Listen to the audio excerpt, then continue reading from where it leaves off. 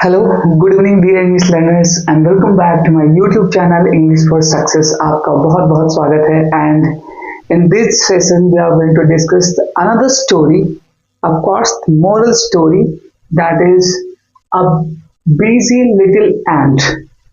तो आज की जो स्टोरी है बहुत ही मज़ेदार होने वाली है और साथ ही साथ आज के सेशन में हम लोग सीखेंगे हर सेशन की तरह वर्ड क्लासिफिकेशन को और वोकैबुलरी को, और साथ ही साथ मैं इसका हिंदी एक्सप्लेनेशन भी करने वाला हूँ।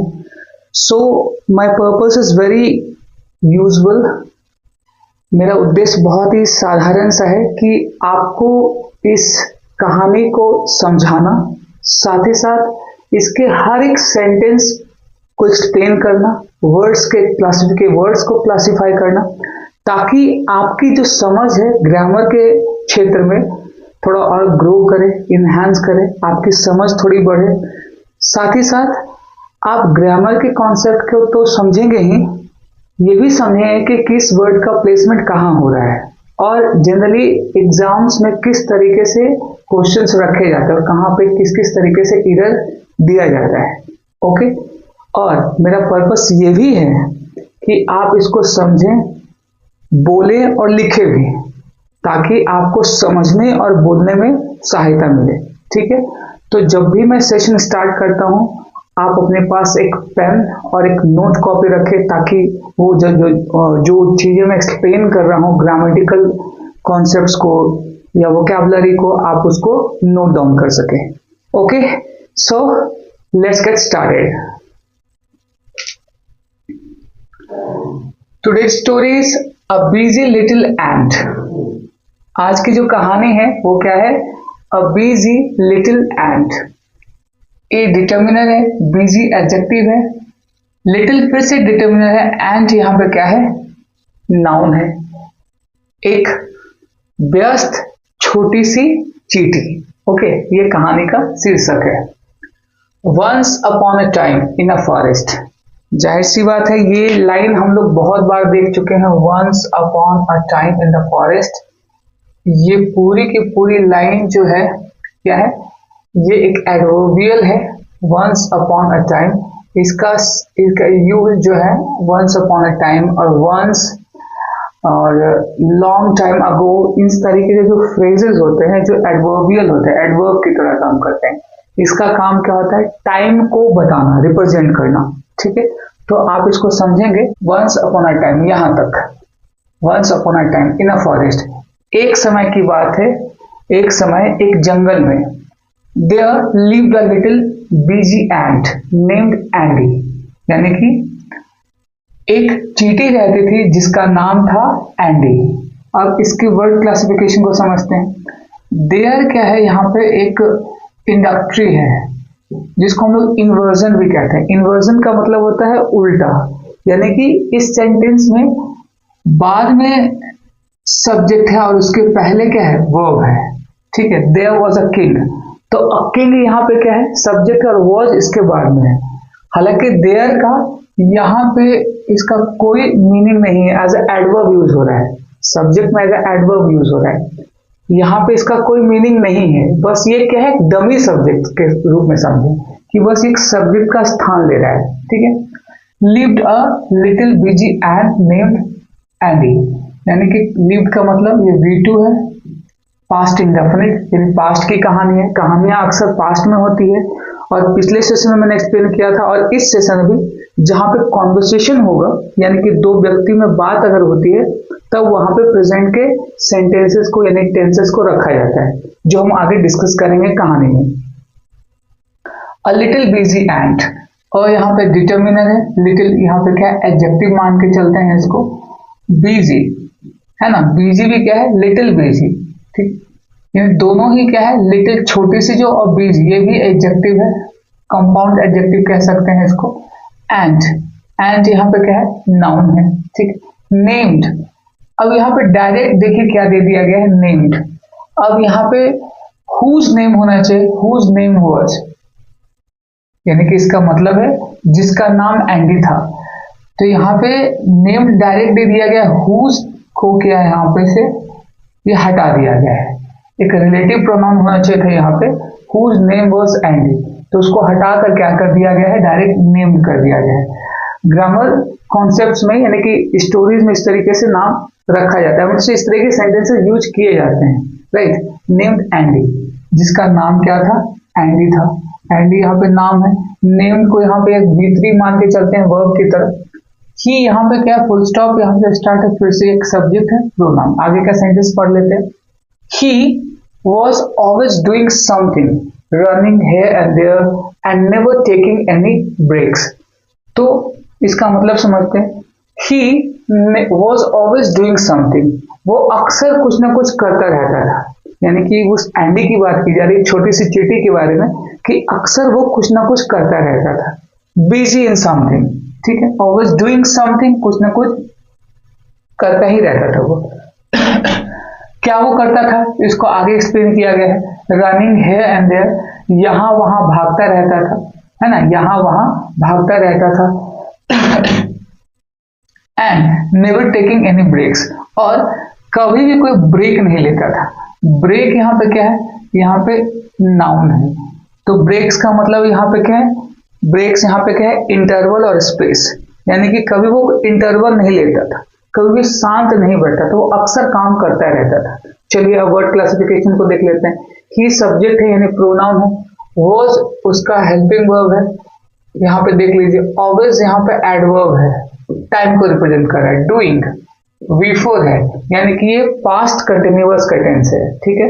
ही was always doing something, something यहाँ पे ऑब्जेक्ट है।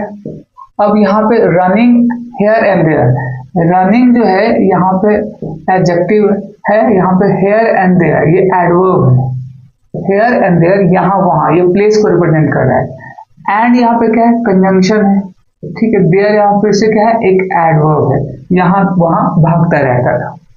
एंड यहाँ पे कॉन्जिटिव कंजंक्शन फिर से आया है, नेवर टेकिंग एनी रिस्क, यानी कि वो कभी कोई ब्रेक्स नहीं लेता था, यानी कि कोई इंटरवल नहीं लेता था, ब्रेक नहीं लेता था, यानी कि अंतराल जिसको कह सकते हैं, वो कोई अंतराल या कोई कह सकते हैं कि अंतराल कहने का मतलब कोई ब्रेक नहीं लेता था, कोई लीजर नहीं लेता था, है ना, लीजर भी कह सकते हैं इसको। नेवर टेकिंग एनी लीजर, तो नेवर यहाँ फिर से एक एडवर्ब है जो नेगेटिविटी को दिखा है। टेकिंग यहाँ पे क्या है, V4 है। एनी यहाँ पे डिटर्मिनर है, और यहाँ ब्रेक्स यहाँ पे जैसा कि मैंने बताया नाउन है। वो सेंटेंस खत्म हो, यहाँ से दूसरा सेंटेंस स्टार्ट हो रहा है। वन डे, एक दिन, ठीक है। डे यहाँ पे नाउन है, वन यहाँ पे डिटर्मिनर है, एक दिन, ये टाइम को रिप्रेजेंट करता है। अ carefree grasshopper named Greg came by and saw Andy and his hard work। एक दिन एक carefree, what is the meaning carefree, जिसको कोई टेंशन ना हो, है ना, बेफिक्र जिसको कह सकते हैं, ठीक है। तो यहाँ पे देखिए, यहाँ पे इसका मतलब क्या, केयरफ्री। यहाँ पे दूसरा नंबर देख लेते हैं, 1 नंबर हम लोग देख चुके हैं। अंतराल कह सकते हैं इसको, अंतराल, या कह सकते हैं विराम, ठीक है, ये इसका मीनिंग होगा। केयरफ्री कहने का मतलब केयरलेस, रेकलेस एंड नेग्लिजेंट, यानी कि बेफिक्र, बेपरवाह जिसको कह सकते हैं, ठीक है। इसका मतलब क्या होगा, बेफिक्र या बेपरवाह, ठीक है। आप नोट करते चलेंगे। केयरफ्री का मतलब क्या है, बेफिक्र और बेपरवाह जिसको कह सकते हैं।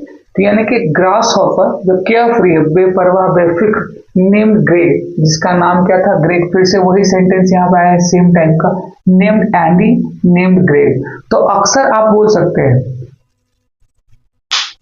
I had a friend named Ravi, there was a boy named Rohan, ठीक है। एक बॉय था जिसका नाम रोहन था, हुज नेम वाज रोहन, इसका मतलब ये हुआ, ठीक है।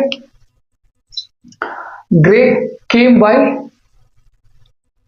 ठीक है। इस सेंटेंस को देखते हैं। ग्रास हॉपर यहाँ पे सब्जेक्ट है, ग्रास हॉपर यहाँ पे केयरफ्री क्या है, यहाँ पे सब्जेक्ट यानी कि एक नाउन है ये, और ये यहाँ पे एडजेक्टिव है, और ए यहाँ पे डिटर्मिनर है, ठीक है। केयरफ्री नेम यहाँ पे वर्ब है ये। ग्रेग, ग्रेग नाउन है। केम बाय, केम बाय कहने का मतलब उसके पास आना, came to him, came to him, who, Andy, यानी कि किसके पास आया, एंडी के पास आया। फिर से यहाँ पे एंड है, कोरिलेटिव कंजंक्शन है, ध्यान रखिएगा, जो सेम क्लास के, सेम कैटेगरीज के, सेम रैंक के वर्ड्स को, फ्रेज को, क्लाउजेस को जोड़ता है। ये मैं बहुत बार एक्सप्लेन कर चुका हूँ। फिर भी देख लीजिए, सॉ एंडी, एंडी को उसने देखा, ठीक है। अब देखिए यहाँ पे केम V2 है और सॉ भी V2 है, तो एंड क्या है, कोऑर्डिनेटिव कंजंक्शन क्या है, सेम रैंक के सेम क्लास के वर्ड्स को, फ्रेज को, क्लाउज को जोड़ते हैं, जो कि यहाँ पर रिप्रेजेंट कर रहा है। And his hard work, and उसके हार्ड वर्क को, यानी कि उसके कठिन परिश्रम को, कठिन वर्क को क्या है, देखता है। चलिए आगे देखते हैं। Why do you work so hard, Andy? Why do you work so hard, Andy? वो इस यहाँ पे देखिए क्वेश्चन पूछा जा रहा है, क्या पूछा जा रहा है, इन्वर्टेड कॉमा में है, ये ध्यान रखिएगा, इन्वर्टेड कॉमा में है। Why do you work so hard? तुम इतना मेहनत क्यों करते हो, हार्ड वर्क कहना को तो कठिन मेहनत परिश्रम क्यों करते हो। You should relax and have some fun like me. तुम्हें आराम करना चाहिए और मेरे जैसा क्या है, फन करना चाहिए। फन का मतलब मौज मस्ती करना चाहिए, ठीक है। जॉय, हैप्पी, सेलिब्रेशन, तो यह मतलब क्या है, इसका मतलब फन का मतलब हो गया जॉय, हैप्पी, एंजॉय, एंटरटेन, ये सब हो गया फन का मतलब। तो आई होप इसको आप ध्यान रखेंगे। You should relax and have some fun like me, तुम्हें रिलैक्स करना चाहिए। यू सब्जेक्ट है, हैव यहाँ पे मॉडल ऑक्सिलरी वर्ब है, रिलैक्स यहाँ पे V1 है, अक्सर मॉडल ऑक्सिलरी के बाद क्या है, V1 का यूज किया जाता है ना।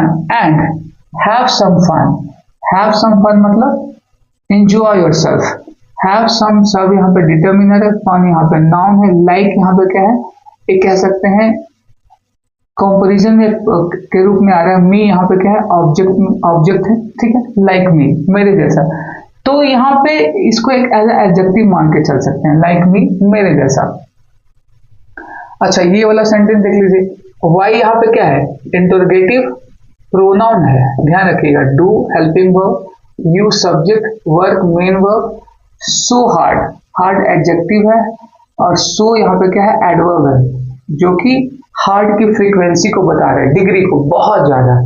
तो क्वेश्चन सेंटेंसेस में, इंटरोगेटिव सेंटेंसेस में, प्रश्नात्मक सेंटेंसेस में अक्सर जो WH वर्ड है वो एज अ प्रोनाउन यूज होता है, और उसके बाद हेल्पिंग वर्ब, सब्जेक्ट, ठीक है, मेन वर्ब, और उसके बाद object, and must apply question mark at the end of the sentence, in the end of the sentence. Andy यहाँ पे कॉमा है, यानी कि उससे सवाल पूछा जा रहा है। एंडी, एंडी कौन है, इस कहानी का जो सेंट्रल कैरेक्टर है, एंड यानी चींटी, ठीक। I hope that sentence clear. मैं फिर से एक्सप्लेन कर रहा हूँ। वो कह रहा है क्या, why do you work so hard, तुम इतना कठिन मेहनत क्यों करते हैं Andy. You should relax and have some fun like me, तुम्हें आराम करना चाहिए और मेरे जैसा क्या है, एंटरटेन करना चाहिए, यानी अपने आप को फन करो, जॉय करो, लाइफ को जियो, इतना कठिन मेहनत मत करो। सेड ग्रेग, किसने कहा, ग्रेग ने कहा, ठीक है। ग्रेग कौन है, इस ग्रास हॉपर का नाम है ग्रेग। एंडी रिप्लाइड, एंडी ने जवाब दिया, V2 है, एंडी सब्जेक्ट है। I have to save up for the winter so I can survive through the cold months. तो ये क्या जवाब देता है, I have to save up. I यहाँ पे देखिए इन्वर्टेड कॉमा पे है, इन्वर्टेड कॉमा यानी कि कॉन्वर्सेशन हो रहा है ना। ये इनडायरेक्ट, डायरेक्ट स्पीच, ठीक है। डायरेक्ट स्पीच यानी कि स्पीकर जब अपनी बातों को रख रहा है, तो ये कौन रख रहा है, ग्रास हॉपर। से एंडी रिप्लाई कर रहा है, क्या रिप्लाई कर रहा है, I have to save up, मुझे क्या करना है, गैदर करना है, यानी कि जुटाना है, बचा के रखना है, सेव करना है, फॉर द विंटर, किसके लिए, विंटर, विंटर मतलब सर्दियों के लिए। सो आई कैन सर्वाइव, इसलिए ताकि मैं जीवित रह सकूं, सर्वाइव कर सकूं, थ्रू द कोल्ड मंथ्स, यानी कि जो ठंडे के जो महीने आ रहे हैं, मैं जब तक खाना बचा के रखूंगा तभी तो मैं सर्वाइव कर पाऊंगा। ये कौन कह रहा है, एंडी कह रहा है। तो देखते हैं सेव अप का मतलब क्या है। सेव अप का मतलब गैदर, कलेक्ट, एक्यूमुलेट, इसका मतलब होता है जमा करना, ठीक है। इसका मतलब होता है जमा करना, इसका मतलब होता है जमा करना, ठीक है। सेव अप का मतलब होता है गैदर, कलेक्ट, एक्यूमुलेट, यानी जमा करना, ठीक है। I have to save up, तो आई यहाँ पे क्या है, सब्जेक्ट है, हैव यहाँ पे क्या है, ये आपके इसको लिंकिंग वर्ब मान सकते हैं। 2 + V1 का यूज किया गया है, सेव अप। हालांकि सेव अप आपका क्या है, फ्रेजल वर्ब है, फॉर द विंटर, प्रीपोजिशन है, और ये प्रीपोजिशन का ऑब्जेक्ट है, फॉर द विंटर। सो यहाँ पे क्या है, ये देखिए, सो यहाँ से एक डिपेंडेंट क्लाउज स्टार्ट हुआ, ये आपका इंडिपेंडेंट क्लाउज है, कॉमा है, यहाँ दोनों सेपरेट हो रहे हैं। सो ताकि आई कैन सर्वाइव, आई यहाँ पे सब्जेक्ट है, कैन यहाँ पे मॉडल ऑक्सिलरी वर्ब है, और सर्वाइव यहाँ पे मेन वर्ब है। थ्रू द कोल्ड, थ्रू यहाँ पे प्रीपोजिशन है, थ्रू का मतलब across the cold months, through का मतलब यहाँ पे क्या है, अक्रॉस द भी यूज कर सकते हैं, द कोल्ड मंथ, तो यहाँ पे डिटर्मिनर है, कोल्ड यहाँ पे एडजेक्टिव है, और मंथ से यहाँ पे क्या है, नाउन है, यानी कि ठंडे के महीनों में मैं अपने आप को बचा सकूं। ठीक है, सर्वाइव का मतलब यहाँ पे क्या है, देख लेते हैं। Survive, outlive, live out, sustain, यानी कि जीवित रहना। ठीक है, इसको आप समझ लीजिए, जीवित रहना। ठीक है, जीवित रहना, जिंदा रहना। ठीक है, सर्वाइव करना। आगे देखते हैं, months. Oh, you can worry about that later, तो वो क्या कह रहा है, ओह, यहाँ पे एक आश्चर्य को, यानी कि एक्सक्लेमेटरी सेंटेंस है ना, exclamatory sentence. Oh, you can worry about that later, अच्छा तुम उसके बारे में बाद में भी सोच सकते हो। वरी अबाउट दैट लेटर कहने का मतलब, लेटर का मतलब बाद में, ऐसा प्रिपरेशन यूज होता है। ठीक है, तुम उसके बारे में बाद में भी सोच सकते हो। इंजॉय लाइफ नाउ, अपने जीवन को अभी जियो, इंजॉय करो, एंटरटेन करो, है ना। ग्रेग सेड, ये कौन कहता है, ग्रेग कहता है। ग्रेग कौन है, इस कहानी का जो दूसरा कैरेक्टर यानी ग्रास हॉपर। सेड यहाँ पे V2 है। ठीक है, और ये देख सकते हैं कि इन्वर्टेड कॉमा में, यानी कि ये स्पीकर के द्वारा कही गई बात है। ठीक है, तो यू यहाँ पे सब्जेक्ट है, कैन यहाँ पे मॉडल ऑक्सिलरी वर्ब है, और वरी यहाँ पे मेन वर्ब है। अबाउट प्रीपोजिशन है, दैट लेटर इसका क्या है, ऑब्जेक्ट है।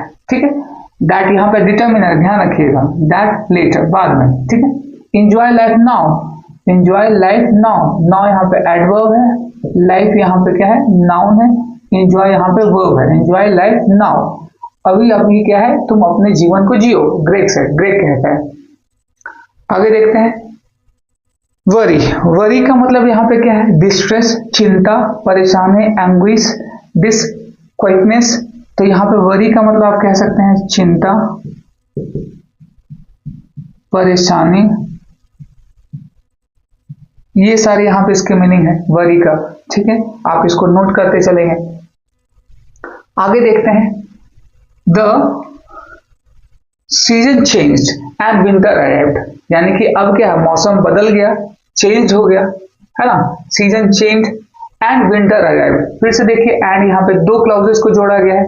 द सीजन ये सब्जेक्ट है, चेंज यहाँ पे वर्ब है, एंड कोऑर्डिनेटिव है, विंटर यहाँ पे सब्जेक्ट है, अराइव्ड यहाँ पे वर्ब है, V2। देखिए, तो एंड ने सेम क्लास के क्लाउज को भी जोड़ा है।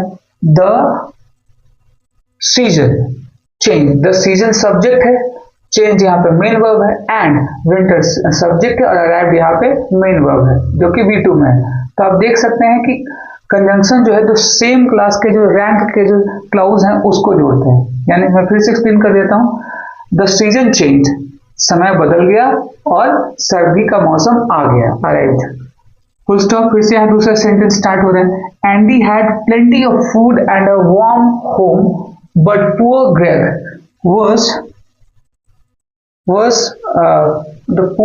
was shivering and starving in the cold।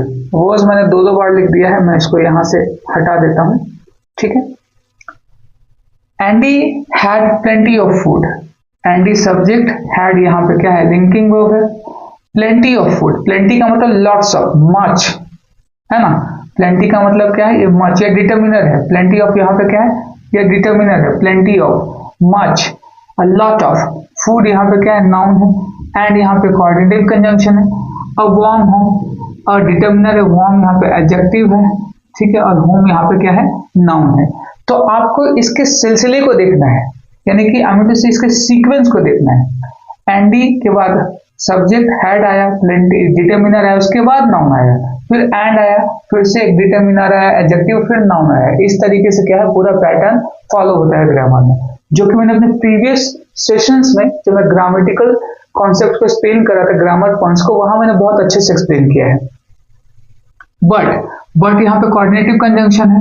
Poor Greg was shivering and starving, लेकिन वही क्या था, लेकिन पुअर ग्रेग, बेचारा ग्रेग, है ना, पुअर ग्रेग, बेचारा ग्रेग। वो ठंड में क्या था, शिवर कर रहा था। शिवर का मतलब क्या होता है, कपकपाना, है ना। शिवर का मतलब क्या होता है, शडर करना, शेक करना, पैल्पिटेट करना, यानी कि कपकपाना, कपकपी कह सकते हैं, कप कपी होना, ठीक है, शेक करना, है ना, शेक करना।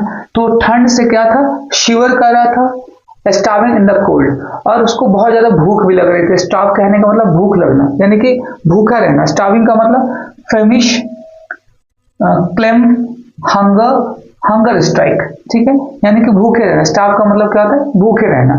तो अब ये ग्रेग के साथ क्या हुआ, एंडी के पास तो बहुत सारा भोजन था, क्योंकि उसने पूरे घर में काम किया, पूरे दिन भर काम किया, रात भर काम किया, बहुत सारा भोजन इकट्ठा कर लिया।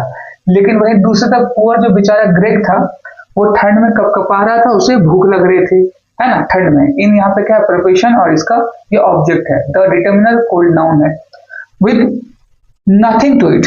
अब उसके पास खाने के लिए कुछ नहीं था, नथिंग टू इट। नथिंग यहाँ पे क्या है, एक कह सकते हैं एक डिटर्मिनर की तरह यूज कर रहा है, 2 + V1, नथिंग टू ईट, उसके पास खाने के लिए कुछ नहीं था, ठीक है। विद यहाँ पे प्रिपरेशन है, और ये इसका ऑब्जेक्ट है, ठीक है, ये इसका ऑब्जेक्ट है, तो जाहिर सी बात है ये एज अ नाउन यूज होगा ऑब्जेक्ट में, ठीक है, ये एडजेक्टिव नहीं है, एज अ क्या है, नाउन है। नथिंग टू, उसके पास खाने के लिए कुछ नहीं था, वो ठंड में कपकपा रहा था, उसे भूख लग रही थी। Andy felt sorry for Greg, Andy को ग्रेग के लिए बहुत ज्यादा दुख हुआ। सॉरी कहने का मतलब बहुत ज्यादा गिल्ट, पिटी फील करना, ठीक है। सॉरी का मतलब पिटी, सिंपैथी कह सकते हैं, फील हुआ।